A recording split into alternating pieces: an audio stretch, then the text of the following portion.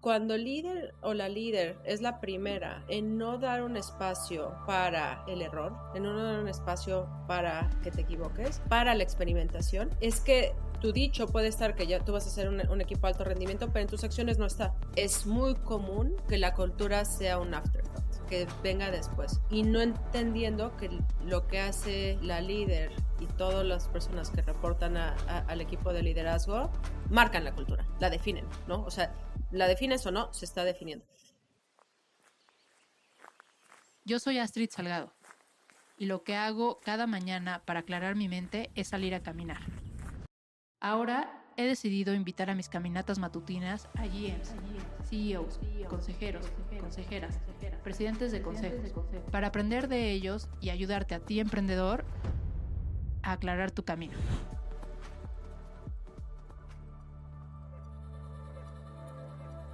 Bienvenidos al episodio 13 de Morning Walks, el espacio entre emprendedores y líderes de diferentes industrias. Primero, gracias por la paciencia. Sé que este episodio tardó un poco más en salir versus otros y resulta que cuadrar agendas en temporada de vacaciones es mucho más complicado de lo que anticipé. Pero bueno, ya estamos aquí y además vamos a platicar de un gran tema que es cultura. Cultura es un gran tema, pero también es un tema complejo y por eso decidí que lo voy a abordar desde diferentes perspectivas y con diferentes invitados. Va a ser una serie de entrevistas para el mismo tema con diferentes puntos de vista, ¿no? Entonces, esta serie la inicié con una gran invitada, es Adriana Peón. Adriana es la presidenta de Decathlon para Américas. Ella lleva a Canadá, Estados Unidos, México, Brasil, Colombia y Chile. Y antes de esto estuvo también en posiciones de liderazgo en Meta y le tocaron varias transformaciones. Adriana tiene un MBA en Stanford y un Bachelor en Psicología en la Universidad de Nueva York. Así es que desde su formación hasta ahora le ha fascinado siempre el tema de cultura, el tema de comportamiento y cómo se relaciona esto con los negocios exitosos. A ella le ha tocado diferentes organizaciones en diferentes etapas y compartió muy buenos tips prácticos que pueden poner en marcha todos los emprendedores desde el minuto 1. Así que creo que fue una gran conversación. Bueno, ahora les toca a ustedes. Pónganse los tenis y acompáñenme a descubrir qué estrategias ha descubierto a lo largo de su trayectoria y sobre todo entender el papel del líder dentro de una cultura. Hola Adriana, bienvenida al episodio número 13 de Morning Walks. Estoy muy contenta de que tú seas mi invitada para platicar de este tema. No, gracias a ti, feliz y honrada de estar aquí contigo hoy y con toda tu audiencia. Perfecto. Este tema lo había trazado un poco, ya lo habían pedido mucho, es un tema que a mí me gusta mucho, creo que la cultura es una parte fundamental de una organización y si voy a hablar de cultura me gusta hablar con gente que creo que, como diría mi mamá, se alinean por la derecha, o sea, está en blanco y negro perfectamente claro. Si yo fuera a trabajar en tu equipo sé perfecto lo que se espera y lo que no y entonces me encantaría pues tener este tema contigo, aprovechar tu experiencia, que has estado en diferentes organizaciones y que nos contaras tu perspectiva, ¿no? Entonces, empezar de lleno y preguntarte cómo defines tu cultura y en qué etapa de tu carrera te diste cuenta que era fundamental. A ver, yo creo que voy a empezar con la segunda. Para mí siempre ha sido súper importante y creo que distinto a otros líderes de negocio, yo tengo una formación de psicología, una maestría en psicología industrial. Entonces, antes de empezar mi recorrido laboral, estuve muy dedicada a todos los temas de cultura organizacional, psicología, entender a la gente. Y la parte de cómo la defino, digo, va a haber las definiciones del libro de texto, ¿no? Y me gusta cómo es la gente que se va por la derecha. En Decathlon usamos un término que me encanta, es el saber hacer, ¿no? Eh, pero para mí es los intangibles que se vuelven extremadamente tangibles en un grupo. ¿Y cómo lo pienso de esta manera? Eh, es cómo se forman los comportamientos, las actitudes y las respuestas de un equipo o de una compañía ante una serie de retos que tienes. Y esos normalmente o muchas veces hay gente que crea cultura de manera deliberada y hay gente que la crea de manera accidental, pero siempre se crea, ¿no? Y es clarísimo, ¿no? Cuando tú le preguntas a cualquier persona, oye, ¿qué tal la cultura de tal o de...? Inmediatamente te lo puede decir, ¿no? Y te va a hablar de los valores, de cómo es la gente, cómo toman las decisiones. y creo que es parte vital de la fábrica de una compañía que a veces no tiene la importancia que debería tener. Claro.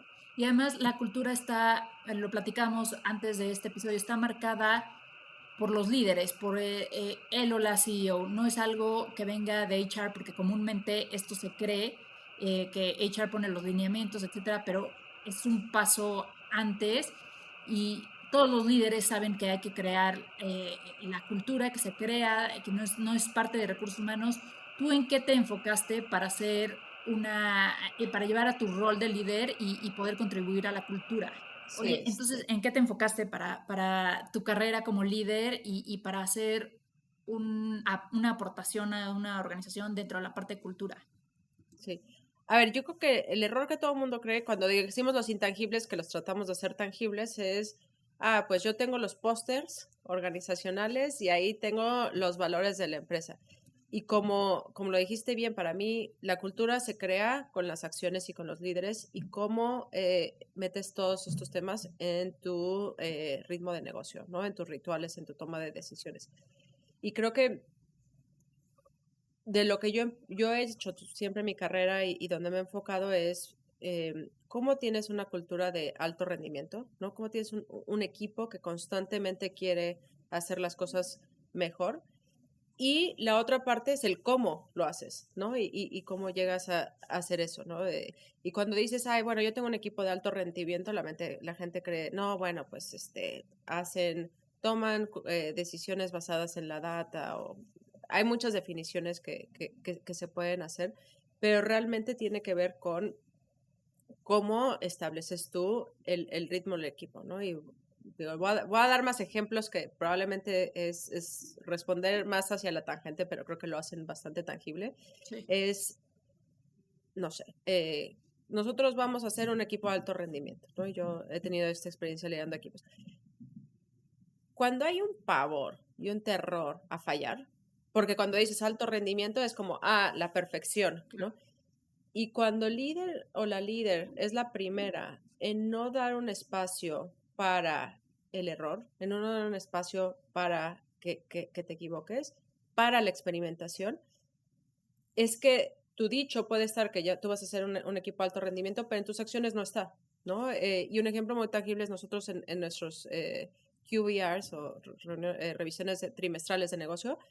Yo siempre ponía el slide, bueno, pones los resultados de negocio, pero luego un slide que dice, ¿de qué estoy orgulloso o orgullosa? Porque me fue muy bien, y la cuantificación, y porque me fue muy mal, ¿no? ¿Y qué aprendí de esto? Y en el momento que tú lo pones, cuando yo digo lo metes en tu ritmo de negocio, ese va a ser la cultura viva. Porque yo puedo decir, oye, quiero que te atrevas, quiero que tomes riesgos, pero el primer momento que tomas riesgos en tu evaluación de desempeño es, oye, no llegaste al número, oye, pues sí, pero no siempre vas a llegar al número y es más el cómo, ¿no? Entonces, por ejemplo, si ves cómo codificas cultura, nosotros, tú tienes muchas empresas que tienen, ok, tu parte de evaluaciones, hay una parte del número, una parte de negocio clara, y luego hay una parte de los comportamientos que llevan a ese resultado de negocio. Y yo he tenido gente que puedes decir, oye, tuve un año muy difícil de negocio, ¿no? Y nos está pasando a muchos ahorita con la situación económica. Puedes tener un año y aquí tienes una parte de tu evaluación, pero la otra es cómo y qué hiciste para enfrentarlo y dentro de esos que hiciste, cómo te alineaste a valores. En equipos de ventas es fundamental porque en el momento en que las cosas se ponen complicadas, lo primero que hace la gente es empezar a pensar, o bueno, no lo primero, pero a veces pasa todo lo que tenga que hacer para dar el número.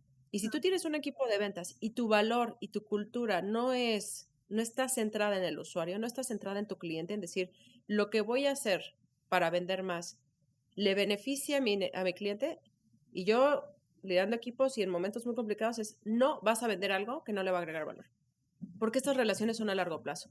Pero si tú no tienes esos parámetros culturales y esos valores, ¿no? Y decir, todos decimos que tenemos al cliente al centro, pero nadie lo opera. ¿Qué significa eso en el día a día? ¿Qué significa eso en las decisiones?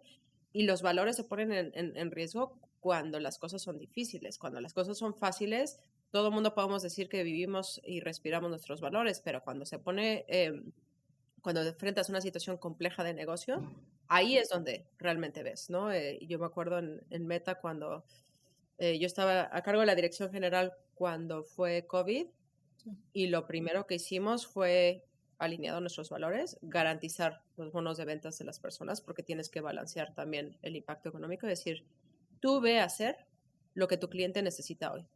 Si eso significa, por ejemplo, vender más publicidad, que es lo que vendíamos, porque es un retailer que está lleno de inventario porque cerró las tiendas, by all means, ¿no? Ve y vende. Pero si eso es ahorita ayudarle a este cliente, ¿cómo hacer una junta virtual? Porque ahorita ya en 2024 todos asumimos que sabemos usar Zoom, ¿no? Hubo un momento donde la digitalización y mandar a los equipos remotos conllevó muchos temas de cultura y muchos temas de saber hacer, de negocio, de replantear el saber hacer. La dirección de nosotros fue, ve a hacer eso, ve a hacer lo que sea correcto para tu cliente. Ya. Y ahí es donde sale la cultura, ¿no? Y ahí es donde salen los valores. Y lo ves muchísimo. Es que nuestro valor es la diversidad y ves a muchos, tristemente, muchos emprendedores en México que salen a hablar de la diversidad, ves a todos su N-1, todos hombres, blancos, ¿no? Sí. De un background de privilegio. Pues tú puedes decir mucho, pero tus acciones no están ahí, ¿no? Claro. Oye, y entonces estás hablando ahorita como de la parte de cómo evalúas y mides y toda la parte de las acciones durante la operación, ya que está la gente trabajando contigo. Pero si nos damos un paso antes, ¿en qué te fijas? Porque tú ya estás en un nivel en el que tienes manager de managers, ¿en qué te fijas para darte cuenta si la gente que estás contratando va a poder bajar la cultura y si tienes algunas preguntas que te gusta meter de cajón? Ya no en la evaluación, sino un momento antes de seleccionar a la gente que va a ser parte de tu equipo, ¿en qué te fijas para que haga congruencia con la cultura? Sí, yo creo que, y voy a dar porque también cómo escoges talento es parte cultural, ¿no? Y en México creo que tenemos, entonces, para mí una entrevista se divide en dos, ¿no? Bueno, de entrada tienes que saber el sesgo que puedes tener y todos lo tenemos, ¿no? Estar conscientes del sesgo, porque ¿qué pasa?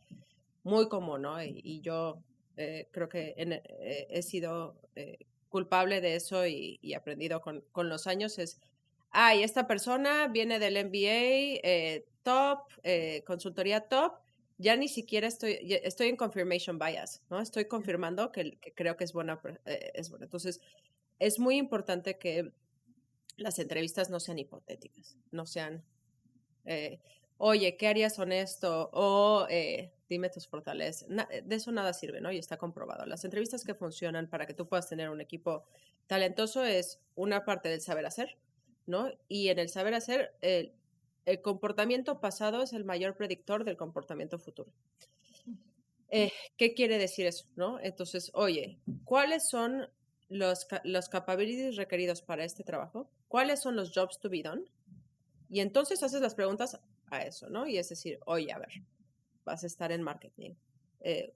Dime una estrategia de marketing que hayas llevado del A a la Z y cuando te la está diciendo, le vas diciendo. Eso es importante porque en México, y sé que mucha de la gente que nos va a escuchar es en México y en Latinoamérica, tenemos un reto en la estructuración de las ideas, ¿no? Entonces te empiezan a hablar mucho de la táctica y dices, no, a ver, ¿cuáles son los principios estratégicos? ¿Cuál era la situación? ¿Por qué era compleja? ¿Cómo la resolviste? ¿No? Y puedes ver cómo está pensando la gente y cómo te está expresando lo que está diciendo. Y para la parte de cultura es exactamente lo mismo, ¿no? Y lo tienes que ligar con negocio. Entonces, yo en ventas, por ejemplo, una pregunta básica que siempre me tocaba hacer es platícame una situación en la cual tuviste un conflicto con el cliente. Sí. ¿Cómo lo resolviste? Oye, dame una instancia en la cual, cuando estás hablando de colaboración, ¿no? Porque si la colaboración cross-funcional es parte de tus valores y cómo trabajas como un solo equipo, ¿cómo trabajaste una estrategia cross-funcional? Y en las preguntas de seguimiento, preguntas, oye, a ver, ¿en dónde hubo desacuerdos? ¿Cómo resolviste esos desacuerdos? ¿Qué pudiste resolver y qué no pudiste resolver? Entonces, a lo que voy es, empecé diciendo, la cultura es el intangible que es extremadamente tangible, ¿no? Entonces, ¿cómo lo tangibilizas en comportamientos y haces preguntas sobre esos comportamientos? De ahí también tú tienes un poco los valores gerenciales y de liderazgo, ¿no? Y entonces es también, oye, no le preguntas a alguien cuál es tu estilo de liderazgo y cómo llevas un equipo, porque eso pues, te van a decir lo que sea. Dame un ejemplo en el cual tú llegaste o en tu último rol que tomaste el liderazgo de un equipo, ¿qué fue lo primero que hiciste con el equipo? ¿Cómo manejaste? ¿Cuál era dame tu estrategia de adquisición y retención de talento? Entonces ahí es donde puedes ver qué hacen y qué no hacen, en qué están pensando y en qué no están pensando, ¿no? Sí, y me gusta eso que dices de las preguntas de seguimiento, porque normalmente, o sea, hay algunas preguntas que ya te las sabes de memoria, como platícame un conflicto con un cliente, creo que a todo mundo le han hecho esa pregunta, pero donde normalmente creo que falla el proceso de ver cómo piensa la persona es preguntarle mucho más por qué hizo cada decisión en todo el proceso, ¿no? No solamente estar como quedarte en la primera respuesta que no te habla de, en realidad, del comportamiento. Sí, está completamente preparada. Y luego te sorprenderás, ¿eh? A mí me ha tocado. Una vez pregunté cuál era de conflicto me dijeron, no, el problema es que mi jefa era mujer. No.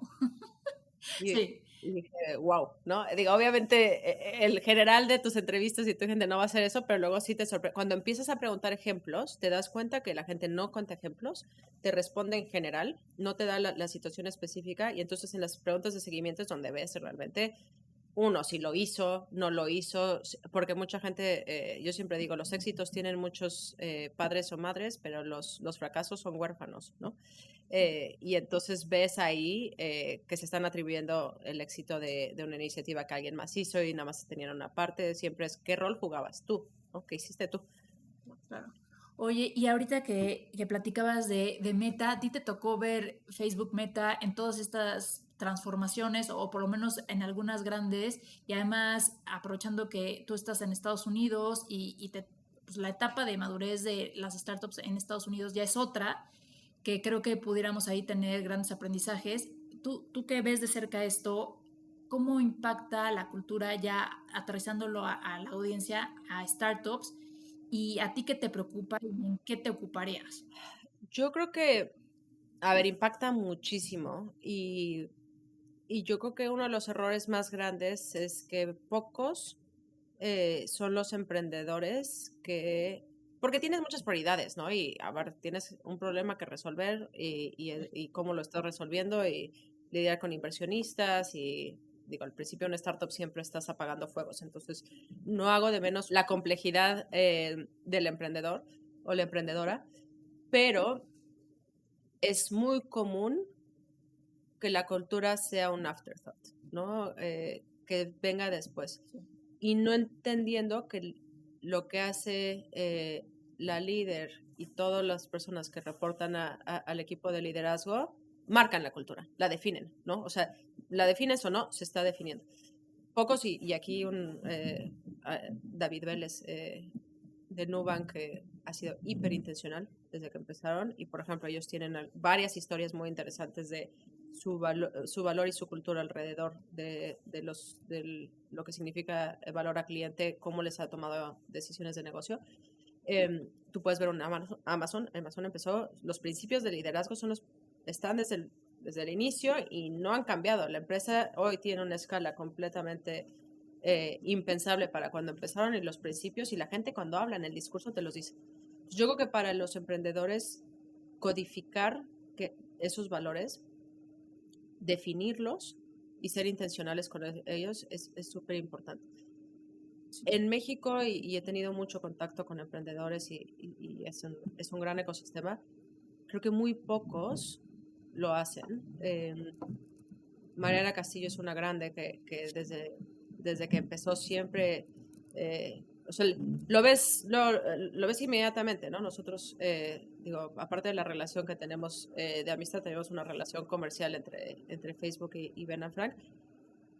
Y Mariana dejaba que su equipo de marketing nos hiciera las preguntas de marketing porque en eso podíamos estar en partnership.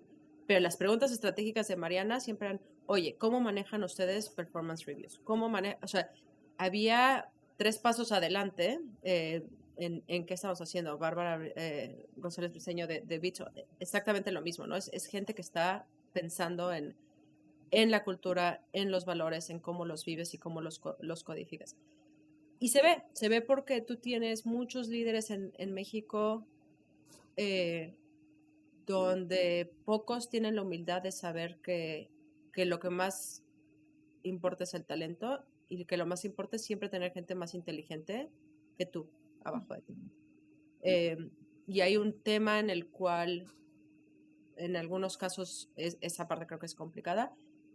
En muchísimos, todos vamos a aventar, vamos a hacerlo, vamos a tomar riesgos y lo ves. No hay una cultura de tomar riesgos. Hay un héroes y villanos, ¿no? Existe esto y entonces, y mismo para mí la curiosidad es uno de los temas que tienes que tener siempre como parte de tu cultura. Y se da mucho porque a diferencia de empresas tradicionales, hay mucho más foco en datos, ¿no? En una startup y digo, todos son digital native en su mayoría. Y entonces te aparenta alguien que sabe mucho porque te está dando datos, pero nunca nadie cuestionó la lógica de esos datos, ¿no? Yo a mí a veces me presentaba cosas y digo, pues sí, pero la lógica que estás usando para llegar a esta conclusión es incorrecta, ¿no? Y cómo generas ese ambiente para poder tener esas conversaciones y esas discusiones que te llevan al siguiente nivel y a resolver los problemas que realmente tienes que resolver. Muy interesante todo lo que dijiste y es muy chistoso. Me reí cuando dijiste Mariana Castillo porque creo que es la persona que más he mencionado en todos los episodios. Yo hago un esfuerzo por ya no decir su nombre porque ya esto se parece una obsesión y justo una persona que estoy pensando para dar continuidad al tema de cultura es ella y tal cual, lo que estás diciendo. Cuando un día me compartieron los valores y ya también lo he dicho aquí, es cuando yo leí los valores de Ben Frank, creo que hasta podía escuchar la voz de Mariana, o sea, decía, es que es tal cual, no se quiso salir a hacer algo que no es. Está definido, está actuado y está codificado en todos sus procesos, tanto de negocio como de gente, ¿no? Y ves el éxito de Ben Frank, ¿no? Y ves la consistencia. La humildad de Mariana creo que es algo admirable y para todos aprender, ¿no? Porque eso es lo que lleva al éxito, ¿no? Es esta curiosidad, es de saber que, o sea, yo muchas veces, por ejemplo, en Decathlon, siempre le digo a mi equipo, es que la competencia que más me preocupa es la que no existe, ¿no? Y te dice del saber hacerlo, lo que más me preocupa es lo que no sé. Uh-huh. Si ya lo sé y lo estoy viendo, lo estamos abordando, pero ¿qué no sé? ¿No? Y cuando manejas gentes es lo mismo, hacia abajo es muchas veces, por ejemplo, yo, y ahorita estoy en proceso de hacerlo con Decathlon, pero en Meta, con todo el tema de diversidad, que también es parte de una cultura diversa, ¿no? Cuando hablamos de diversidad, la gente piensa, mujer, hombre, LGBT, pero también es de estilos de liderazgo, de modos de pensar, que eso es lo que te trae la riqueza de un grupo que realmente te puede aportar desde distintas perspectivas. Y se hizo en su momento con todo lo de George Floyd un comité de diversidad para nuestra cabeza global de ventas. Y justo su discurso cuando abrió fue, es que tú crees que hasta arriba las cosas llegan, pero el mayor error organizacional es el flujo de información de arriba para abajo. Y es muy común que cuando algo muy grave pasa en una empresa, alguien ya lo sabía que iba a pasar. El problema es que se pierde la comunicación, ¿no? Y entonces, ¿cómo generas? Y esto también es en cultura, procesos y rituales que tienes para que puedas tener acceso a esa información. Tanto la gente de abajo, lo que desde arriba se está planeando, porque esa mala traducción de lo que se está pensando y cómo se está pensando es crítica, y ahí es donde dices el rol de middle management es crítico. Y aquí, por ejemplo, para temas de diversidad nos decía, es que ustedes son mis pies y mis ojos on the ground. ¿Qué no sé? Yo no puedo resolver lo que yo no sé que existe.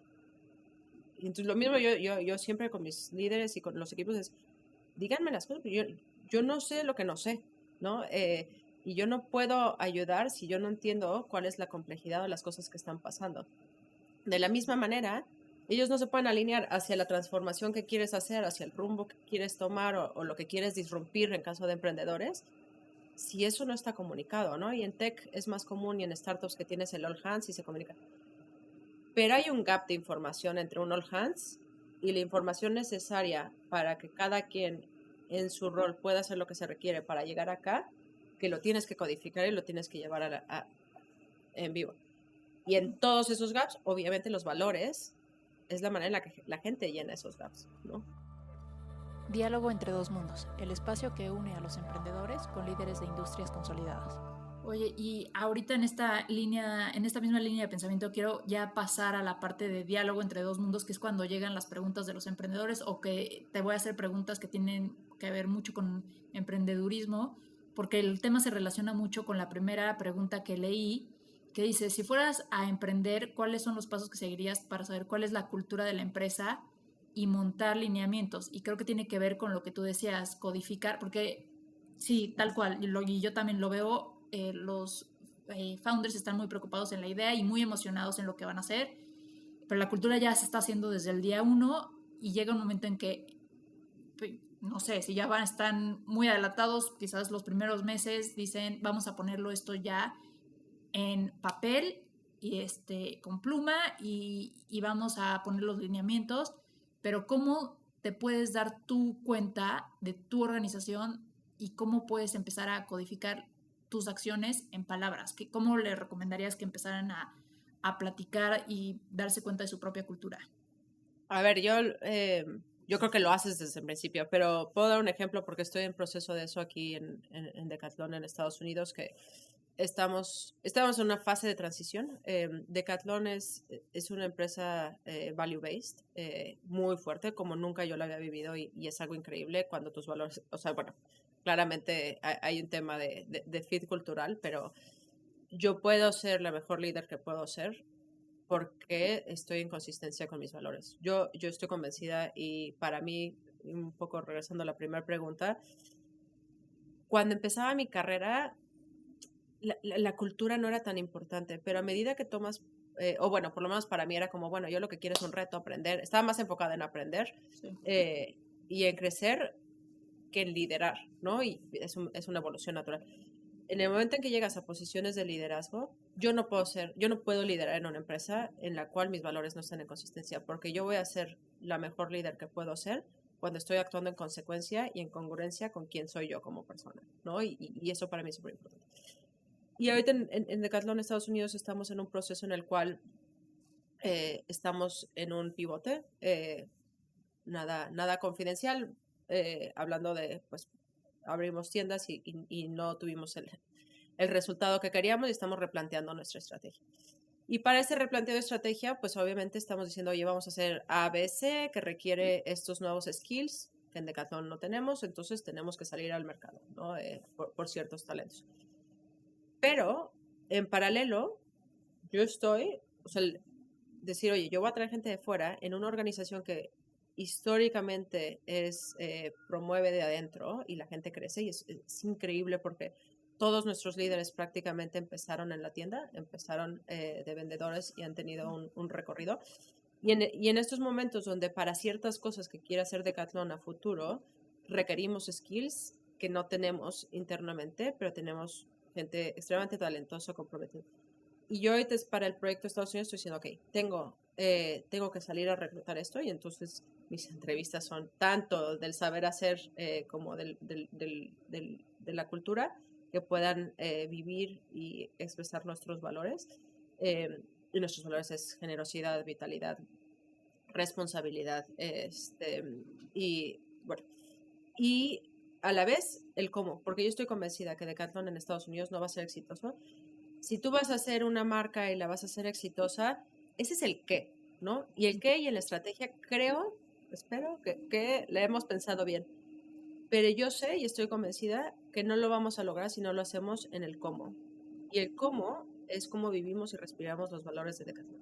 Una de las cosas más maravillosas de Decathlon, por ejemplo, es que cuando nosotros vemos a alguien en el valor de responsabilidad, y ahí es donde todo el discurso, todo lo tienes que estar atando a tus valores, nosotros le damos muchísima responsabilidad a gente que en apariencia podría no estar lista para la responsabilidad, pero es porque tenemos una creencia total en el potencial. Lo vemos antes de que la persona lo ve.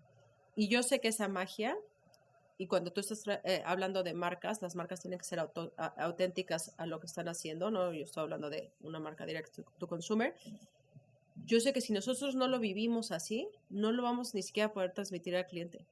Porque lo que yo necesito para tener éxito en Estados Unidos es que mi cliente en Estados Unidos viva lo que yo vivo todos los días en Decathlon. Porque esa es la magia que traemos al mundo y empoderamos a los otros.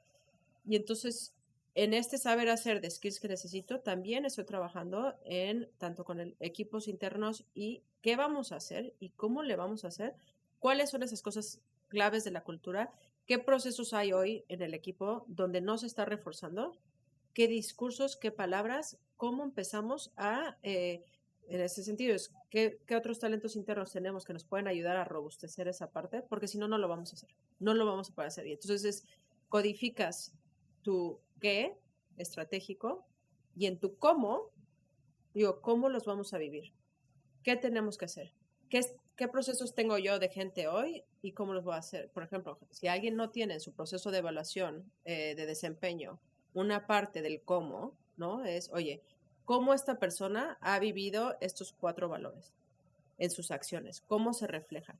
En tema de, para mí, todos, cuando digo la cultura no está en echar, también el talento es lo más importante. Y ahora con AI, aún más importante, porque hay tantas cosas que la tecnología va a poder hacer. ¿Qué es eso que solamente la gente puede hacer? Y tú ves la diferencia entre startups que tienen el mejor talento y las que no.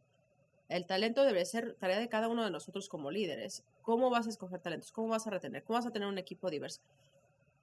¿Y en dónde estás poniendo esa responsabilidad? ¿No? Yo regreso a mis valores esa responsabilidad en cada uno de los líderes y los mides por eso. Porque tú ves muchísima gente que avanza y en startups y en México yo lo he visto más, aplastando al otro. ¿Cómo vas a hablar de un equipo high performing si lo que estás recompensando es alguien que está teniendo éxito a pesar del resto de las áreas, a pesar de su equipo, toma el crédito de su equipo? O sea, ahí es donde se rompe, ¿no? Sí. O sea, y ahí entonces creo que cobra relevancia tanto qué es lo que estás premiando como qué es lo que estás, entre comillas, castigando, ¿no? ¿Quiénes son los que se quedan? ¿Qué acciones hacen que crezcan y en una organización? ¿Y quiénes se van separando por sus acciones? O sea, y puede ser para bien o para mal, pero eso es como algo que marca. Esa es crítica. A quien promueves habla 1000 veces más de la cultura de todo lo demás. Y yo he tenido gente, y con franqueza de conversaciones, en tu saber hacer, check, check, check. Me pasó con alguien. Técnicamente eres la mejor persona en la oficina, no tengo duda. Pero tus valores, tu manera en la que haces, tu manera de hacer equipo y cómo construyes hacia lo que queremos en nuestra visión de equipo, no está ahí. Y yo necesito gente que dé el ejemplo a todos los demás, ¿no? Y entonces esa parte de talento es crítica porque la gente solo ve lo que se recompensa, ¿no? Y esas cosas, promociones, todos tus indicadores, de qué hablas, ¿no? Si tú vas a dar un all hands y solo estás hablando del negocio y no estás hablando nada del cómo, pues también estás construyendo héroes que no existen, ¿no? Porque si lo único que importa es el outcome, y eso es lo que yo estoy hablando, y esos son los mensajes que estoy diciendo, pues cómo llegaron ahí es un poco más maquiavélico, ¿no? Es whatever it takes, pero yo sé que me van a reconocer si llego a ese resultado. Esta es más filosófica. ¿Crees que se pueda separar la cultura de una startup de la forma de ser y de ver el mundo de los founders? Yo creo que no. Bueno,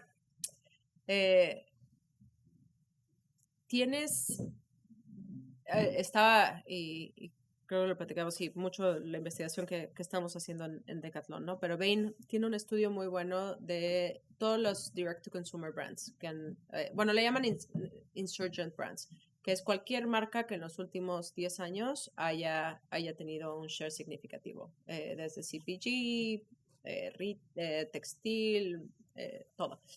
Y cuando tú ves los factores en común de todos estos, y sobre todo por la cultura, por lo que el consumidor, por lo menos el consumidor americano hoy valora, es número 1, todas son purpose driven. Y número 2 es el founder's mentality. Y para mí esos dos están correlacionados, ¿no? Tú ves todas las marcas, ¿no? Desde Tom Shoes, que probablemente fue de las primeras que empezó, era, oye, yo regalo un zapato, ¿no? Hay un propósito.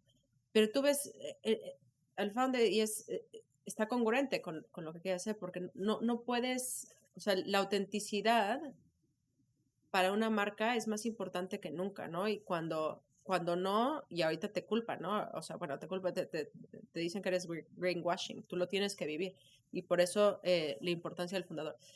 Entonces, o la fundadora, creo que en mi visión de talento, tú no puedes ser el o la mejor líder que puedas si no vives en congruencia con tus valores. Creo que grandes líderes están en congruencia con sus valores. Yo puedo estar en desacuerdo con sus valores, pero esos al final del día son los que se permean porque guían lo que haces. Lo codifiques o no lo codifiques, está pasando, entonces se me hace muy difícil. Sí hay ejemplos yo creo que también tienes en tu equipo, y sobre todo en tu equipo de liderazgo, hay gente que es culture carrier, que es gente que agarra tu cultura y la lleva, y hay gente que es culture builder. Y en algunos ejemplos, sí creo que algunos N-1 pueden ser culture builders. Y eso es buenísimo y eso es peligrosísimo también, ¿no? Porque depende la cultura de ese y el nivel de responsabilidad que tenga en la organización. Entonces, por ejemplo, en Meta, Sheryl era un culture builder y fue increíble porque tú veías toda la organización de Sheryl que llevaba toda la parte de negocio y había una cultura muy clara y de hecho una cultura distinta a producto. Y el cambio fue muy claro, ¿no? Cuando salió porque she was a culture builder. Entonces, mientras tú como líder tengas esa codificación y esa conciencia, quieres culture builders, pero culture builders alineados a lo que tú quieres hacer, ¿no?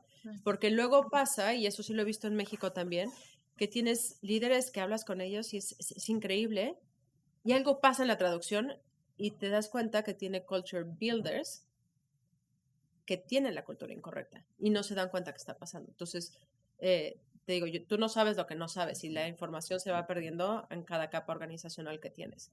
Sí, sí, y justo me estoy adelantando a una pregunta que venía al final, pero es justo como durante el proceso de sucesión de un CEO o una founder, ¿cuál es el papel de la cultura que se juega dentro de todo este proceso? Y creo que te adelantas también a mostrar lo importante que es, ¿no? Porque si se van, ¿qué se queda y quién se queda?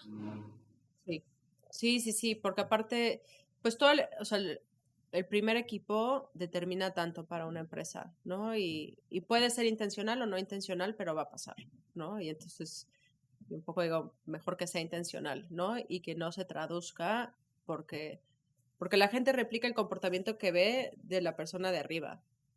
Entonces, cuando piensas en el impacto que tiene eso en las capas organizacionales, si no se está cascadeando, y como digo, tu middle management puede ser, o un líder que pueda ser tóxico, ¿no? Y yo siempre, ese es un término de psicología. Cuando hablas de psicología dicen el enfermo enferma, ¿no? Y es muy real, ¿no? Tú lo puedes pensar desde la enfermedad física hasta la enfermedad mental. Cuando hay un problema de salud mental, se contagia. Y lo puedes pensar mucho en la toxicidad que puedes tener en los equipos. Yo, de los errores más grandes que he tenido en mi carrera es porque he tenido gente tóxica, que es muy buena, tardarme en sacar a la persona. Y ahí, en una de nuestras clases en Stanford, de los principios que no se me olvida y claramente erré en actuar rápido, es contrata lento y despide rápido, ¿no? Y actuar en gente tóxica es súper importante. Y lo peor es que probablemente la gente más tóxica que cada una de las personas que nos está escuchando tiene, agrega un valor de negocio que puedes tangibilizar. Y como no puedes tangibilizar la toxicidad, lo permites. Claro. Sí, no, y además lo que dices, contrata lento y despide rápido, también va un poco en contra del crecimiento tan acelerado natural de las startups, ¿no? Necesitan gente rápido y tampoco tienen los instrumentos de medición. ¿Cuáles tú crees que son los instrumentos más útiles para evaluar la cultura de la empresa y si se está fomentando correctamente? A ver, yo creo que hay varios, ¿no? Y bueno, obviamente tienes performance, pero claro es la encuesta de clima organizacional, que todo mundo le da la peor flojera, ¿no? ¿Tú crees que la gente contesta realmente? Siempre ha Si sido... está bien, el problema es cómo la hagas y cómo la actúas. Okay. Y tiene que estar bien hecho. Tiene que codificar los comportamientos que tú estás esperando.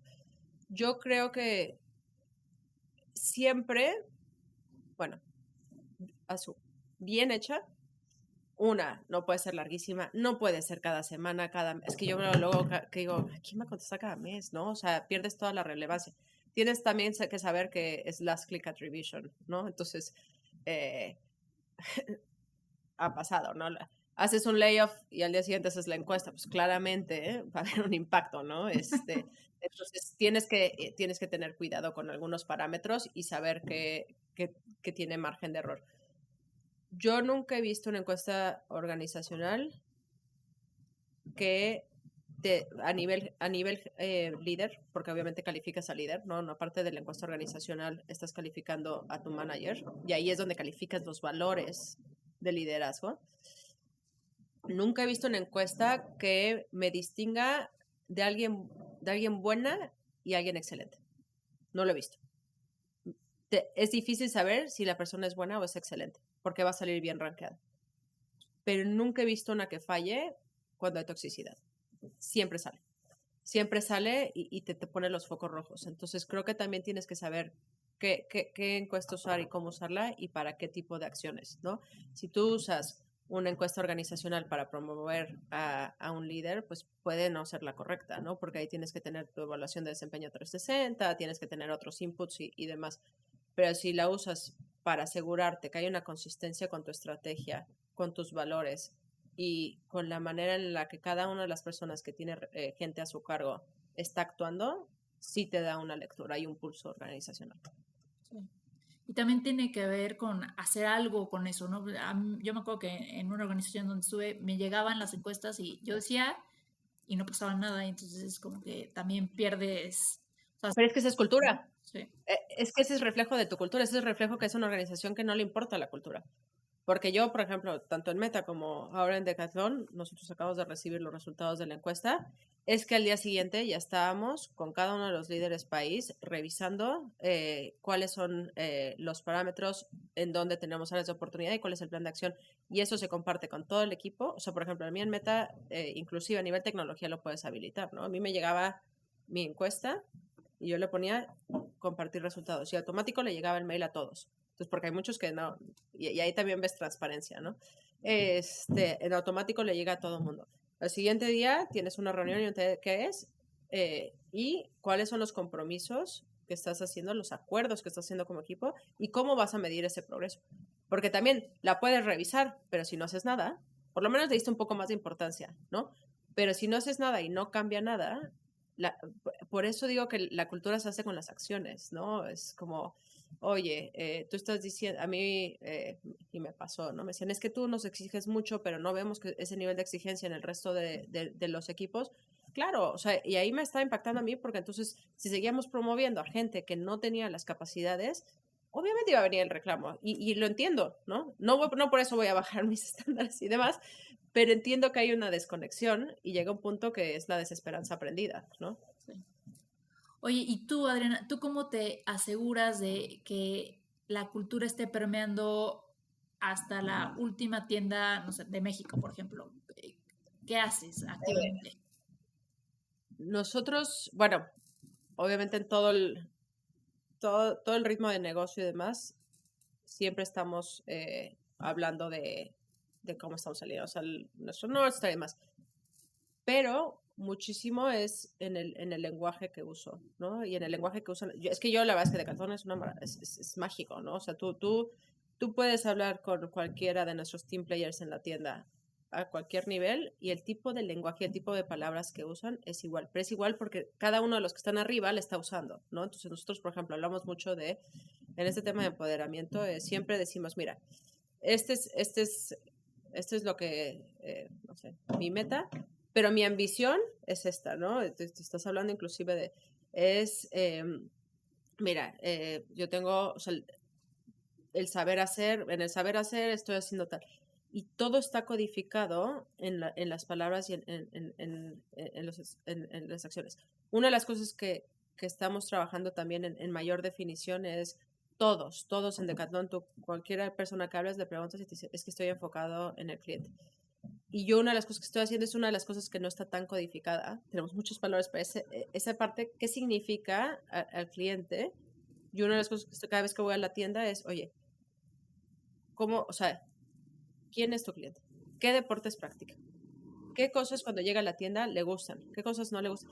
Y ahí es cuando empezamos a codificar y hacer las preguntas y decir, oye, ¿lo tenemos claro? ¿No lo tenemos claro? ¿Qué significa eso? ¿Dónde pongo prioridad, no? Si cuando estoy arreglando el shelf, que el shelf se va perfecto, o si tengo una persona al lado de mí, hablarle, ¿no?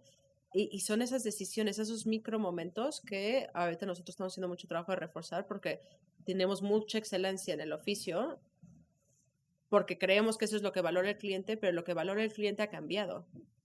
Y entonces, ¿cómo evolucionamos nosotros para estar con el cliente, ¿no? ¿Y qué hacen para saber cómo va evolucionando el consumidor? ¿Encuestas? ¿Cómo lo hacen? Ya, por curiosidad de Decathlon, que soy gran fan. A ver, lo que pasa es que nosotros tenemos dos niveles de entendimiento de cliente, ¿no? Tenemos el nivel de, porque nosotros estamos integrados verticalmente. Entonces tenemos el entendimiento del atleta y nosotros hacemos el diseño del producto donde está el cliente. Entonces, por ejemplo, Quechua, Simón, Wetse, que son nuestras marcas de montaña, están en Chamonix.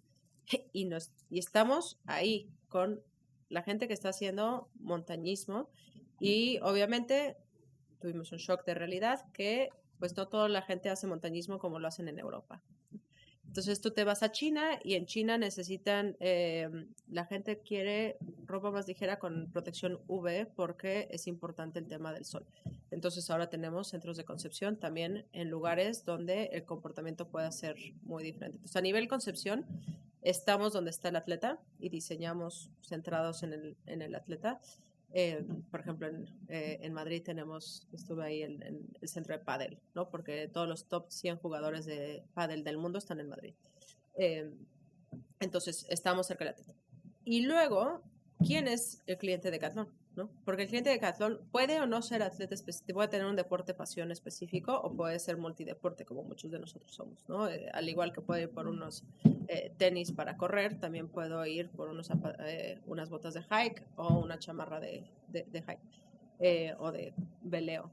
Y entonces tenemos encuestas de salida que medimos, donde estamos ahorita muy enfocados y es parte de nuestra transformación. Nosotros tenemos membresía, lo cual es una belleza y es algo que te ayuda a tener un entendimiento profundo, porque también lo que pasa con cliente en las encuestas de salida es un poco lo que decía Ford, ¿no? Si yo le hubiera preguntado al cliente qué quería, me hubiera dicho que quería un caballo más rápido, ¿no?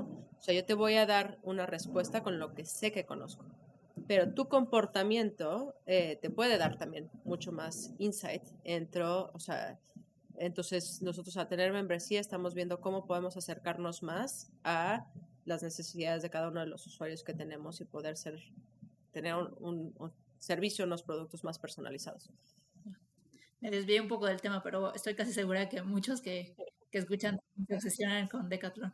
Fui muy feliz cuando Espero que tengamos muchos fans. La verdad es que en México tenemos un gran equipo de liderazgo y es eso, nosotros vivimos los valores, los vivimos en la tienda, algo que probablemente mucha gente no sepa porque luego somos demasiado humildes en eso, es cada líder de deporte en la tienda es experto o experta del deporte, lo practica. Y entonces el nivel de asesoramiento que te puede dar es increíble. Y yo, por ejemplo, vine de fuera, yo no sabía, ¿no? Y entonces ha sido increíble descubrirlo, pero también tenemos que ser más vocales de esa parte. Sí, yo tampoco sabía. Está interesante. Uno de nuestros valores es la humildad y a veces ahí es cuando dices, bueno, ¿qué valores tienen? Porque decir valores es muy fácil, pero luego entran en contradicción, ¿no? No significa dejar de ser humilde, pero tienes otro que es cómo te enfocas en el cliente y entonces cómo antepones uno es la manera de llegar al otro, ¿no? Pero sí puedes tener conflicto de valores y esas son las discusiones que se ponen complejas. Sí, claro. Sobre todo porque el valor que le das al consejo que te da la persona en la tienda es otro si sabes que eres experto. Sí. Estaba interesante. Oye, y eres la segunda invitada con la que estreno un dilema que enfrentan todos los emprendedores y es este. Hay un presupuesto limitado, el mercado de talento también es limitado. Si tú fueras a emprender, ¿cómo conseguirías y armarías un equipo altamente competitivo como los que te gustan? A ver, yo creo que el tema de talento es el más complejo a resolver y cada vez más. Lo platicaba, y México tiene gente muy buena, pero hay ciertos skills que no están. Sí, y si están, Y es un presupuesto muy, muy alto y no necesariamente puedes tener ese presupuesto al inicio. sí, y digo, tú lo sabes, digo, creo que eres más experta que yo en el tema. Y has sido gran catalizadora de talentos en México. A ver, yo creo que hay una parte del saber hacer que es importante, ¿no? Pero creo que a veces, y más probablemente ahora que estoy en Decathlon, en otro mundo, ¿no? Porque tenemos gran talento a todos los niveles y todos los oficios. Creo que en esta parte de entender qué realmente necesito que traiga que ya sepa, ¿no? ¿Qué skill? O sea, la etapa en la que yo entré todavía crecíamos y crecíamos, nos duplicábamos, triplicábamos cada año.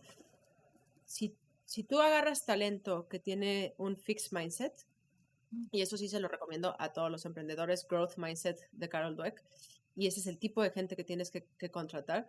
Cuando tienes a alguien con fixed mindset, es alguien que no te va a tener esta elasticidad para poder aprender y que también va a ser, porque luego a la gente más talentosa, digo, ya me estoy desviando y te voy a contestar No, está muchísimas cosas, perfecto. pero a la gente más talentosa le gusta lo que te hizo exitoso como contribuidor individual, como IC, no es lo que te va a hacer exitoso como líder, pero no sabes eso, no sabes lo que no sabes. Entonces, ¿qué pasa? Que le das a alguien más responsabilidad y cree que su valor está en, oye, vengo contigo, Adriana, a darte un problema. Y yo, Adriana, te lo resuelvo. Eso no escala talento, ¿no? Hablando de valores. Es cuál es mi posición como manager, como líder y decir, mi rol es que cada vez más mi equipo se eleve, vea su potencial y realice su potencial.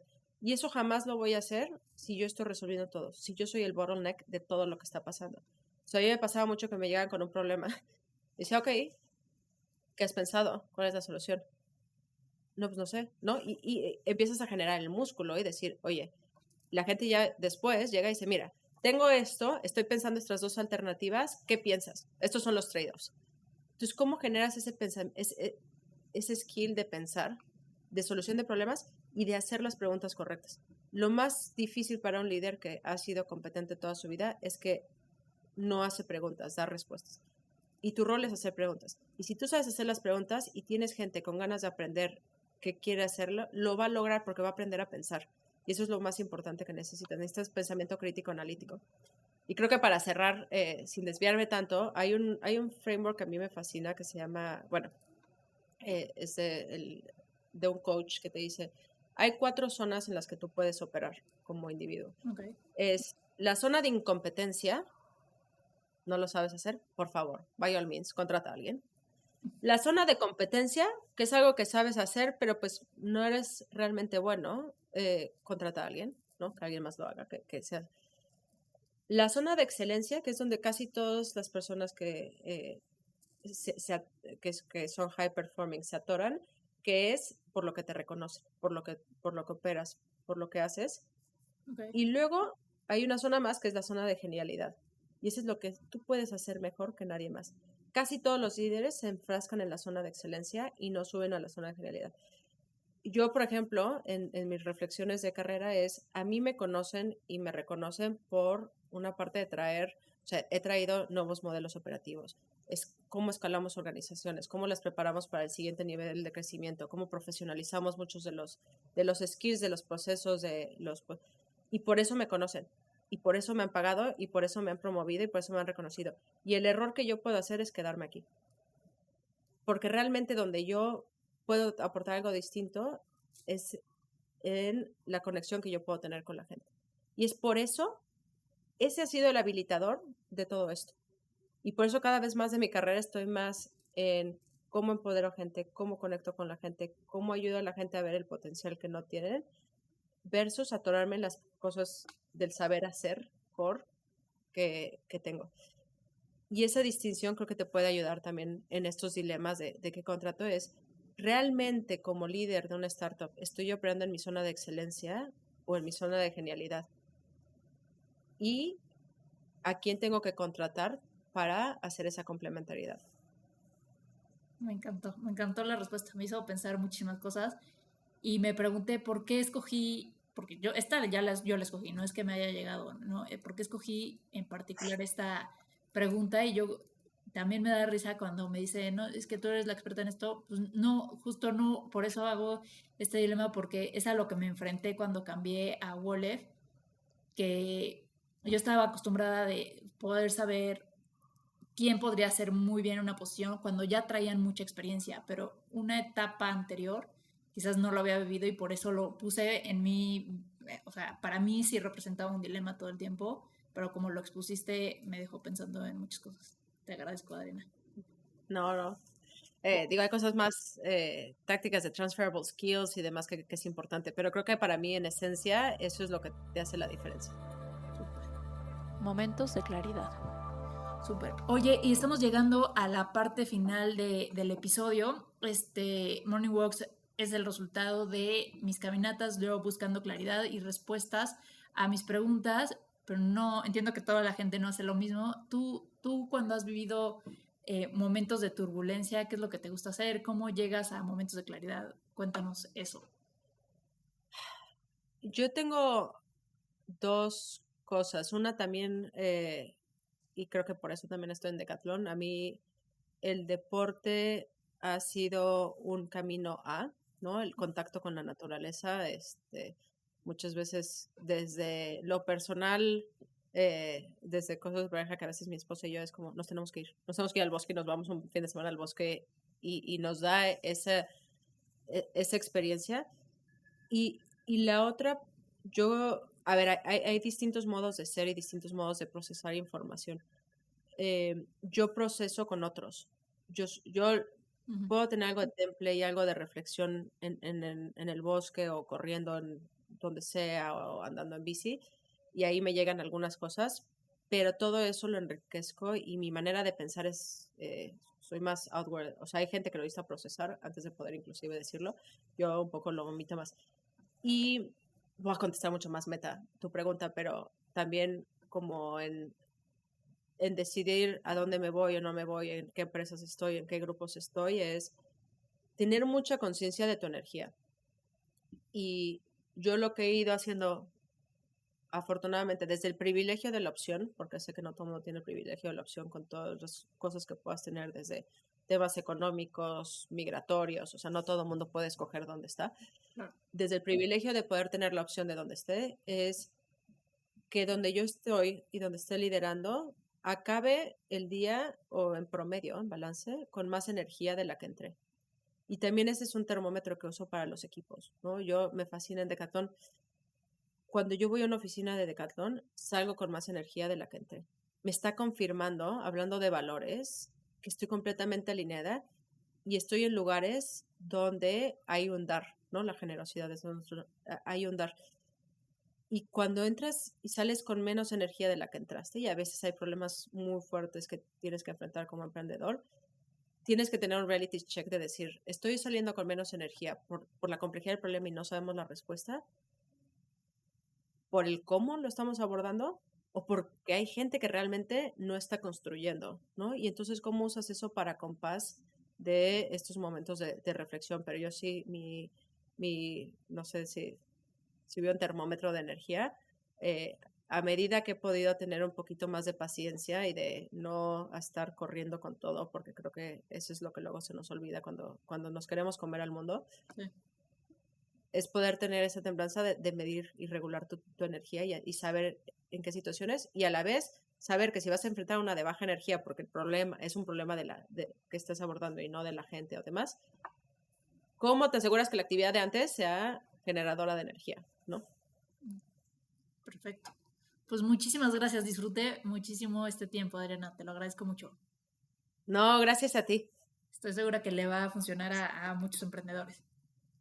No, con muchísimo gusto. La verdad es que soy admiradora de Wolef desde que era Jaguar y de ti, de Eric, de todos, ¿no? La verdad es que un placer. Mil gracias. Gracias por haber escuchado el episodio. Es otro más de los que tuvieron que haber sacado papel y pluma, pero si no lo hicieron por estar caminando, no se preocupen. Yo se los voy a dejar todo en LinkedIn y en Instagram.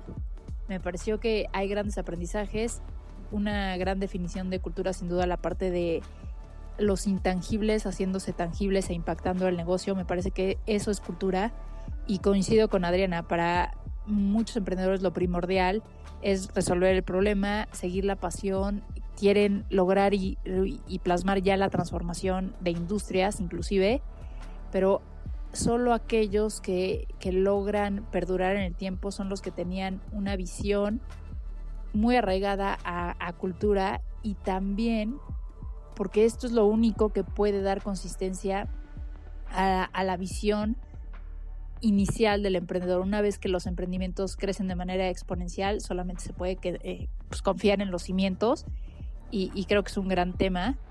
Hace poquito escuché un episodio de mi podcast favorito que se llama Acquired, seguramente que muchos lo escuchan, el de Starbucks, y que invitaron al CEO, y bueno, entre muchas otras cosas, que está increíble el episodio. Lo que compartió es que ha regresado en 2 ocasiones a liderar Starbucks. Eran 2 sucesiones de CEO y las 2 han sido fallidas, quizás la última todavía no declarada, pero sí me puse a pensar sobre, ¿es de verdad él tan extraordinario que sin él Starbucks no puede seguir? O más bien hay un tema de cultura que no ha logrado permear en todos los niveles. No sé, es algo que me pone a pensar.